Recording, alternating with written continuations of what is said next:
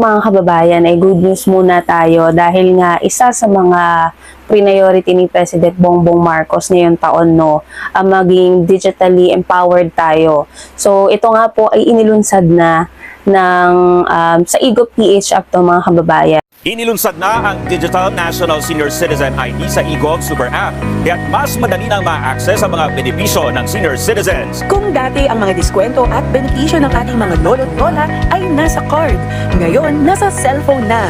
At ang 66 anyos na si Nanay Evangeline Cardenas ang isa sa mga unang naka-experience nito. Hindi mo na kailangan bitbitin yung unang kung makalimutan mo, pakikita mo na yung apps mo na mayroon kang na appointment, na mayroon kang pinirmahan.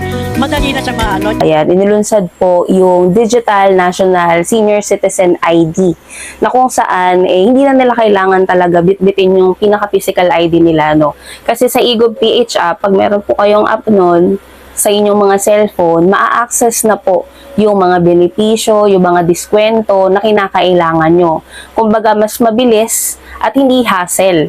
Kasi alam naman natin, mga kababayan, pagka pupunta sa mall, syempre pag-order yung mga senior citizen natin, kailangan i-present, no, ipipresenta mo yung ID. So dito, mas mabilis, no, at mas magaan. Kasi alam naman natin, may mga seniors na tayo na minsan nakakalimutan nila. Aalis sila, nakalimutan pala nila, hindi nila dala yung senior citizen ID nila. So itong digital ID nga na ito, ma-access nito lahat. Magagamit siya sa lahat ng mga diskwento na kinakailangan, no, or mapaggagamitan ng ating mga senior citizen.